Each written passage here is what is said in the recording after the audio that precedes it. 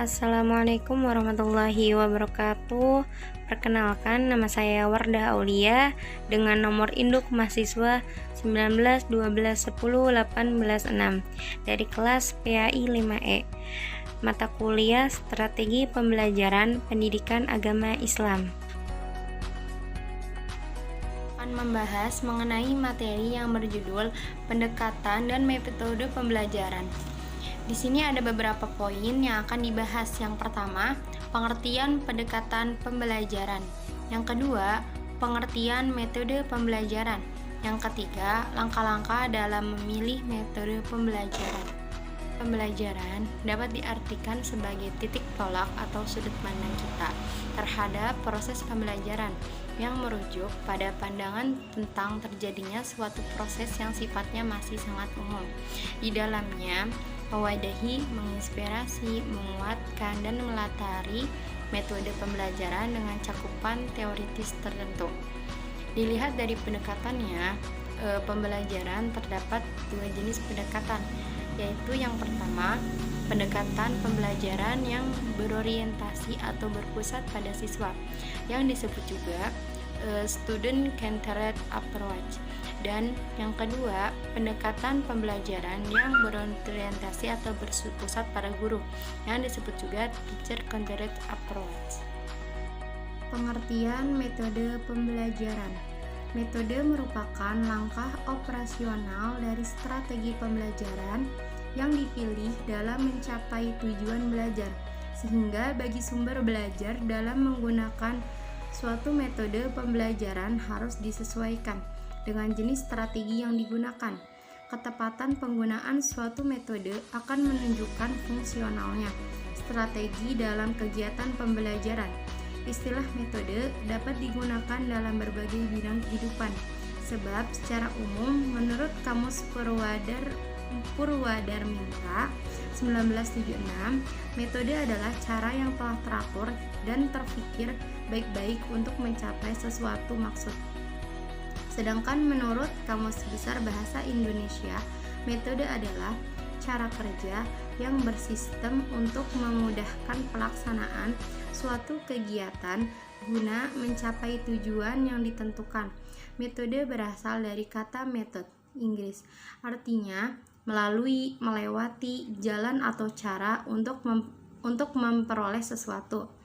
Metode pembelajaran adalah cara-cara atau teknik penyajian bahan pelajaran yang akan digunakan oleh guru pada saat menyajikan bahan pelajaran, baik individual maupun secara kelompok, agar tercapainya tujuan pembelajaran yang telah dirumuskan. Seorang guru harus mengetahui berbagai metode dengan memiliki pengetahuan mengenai sifat berbagai metode. Maka seorang guru akan lebih mudah menetapkan metode yang paling sesuai dengan situasi dan kondisi.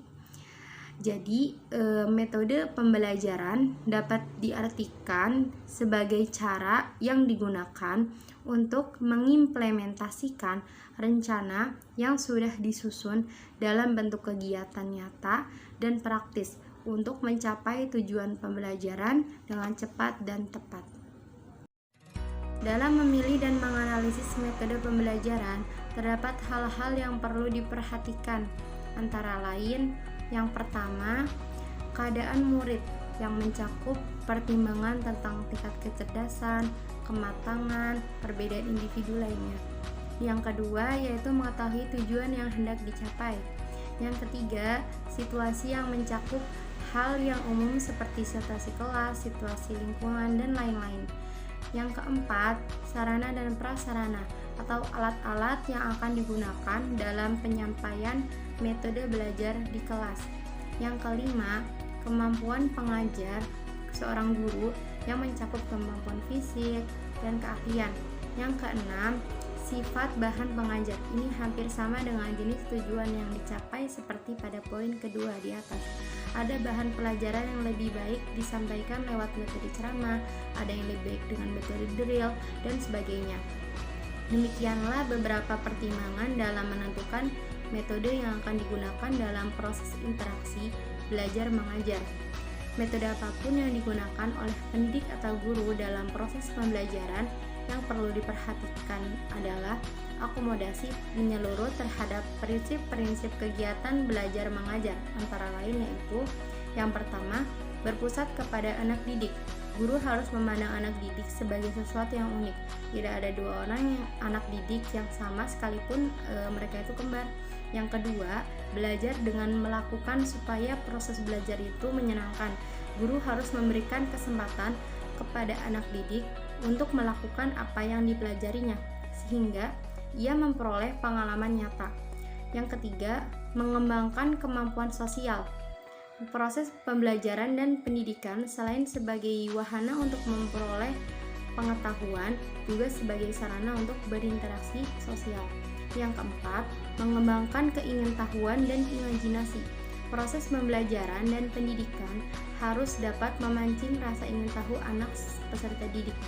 Yang kelima, mengembangkan kreativitas dan keterampilan dalam memecahkan suatu masalah. Proses pembelajaran dan pendidikan yang dilakukan oleh guru bagaimana merangsang kreativitas dan imajinasi anak untuk menemukan jawaban setiap masalah yang dihadapi anak didik. Adapun syarat-syarat yang harus diperhatikan oleh seorang guru dalam penggunaan metode pembelajaran adalah sebagai berikut. Yang pertama yaitu metode yang dipergunakan harus dapat membangkitkan motif, minat atau gairah belajar siswa. Yang kedua, metode yang digunakan dapat merangsang siswa untuk belajar lebih lanjut, seperti melakukan inovasi dan eksploitasi. Yang ketiga, metode yang digunakan harus dapat memberikan kesempatan bagi siswa untuk mewujudkan hasil karyanya. Yang keempat, metode yang digunakan harus dapat menjamin perkembangan kegiatan kepribadian siswa. Yang kelima, metode yang digunakan harus dapat mendidik murid dalam teknik belajar sendiri dan cara memperoleh pengetahuan melalui usaha pribadi. Dan yang terakhir, yang keenam, metode yang digunakan harus dapat menanamkan dan mengembangkan nilai-nilai dan sikap siswa dalam kehidupan sehari-hari. Mungkin cukup sekian penjelasan materi tentang pendekatan dan metode pembelajaran dari saya. Kurang lebihnya mohon maaf. Wassalamualaikum warahmatullahi wabarakatuh.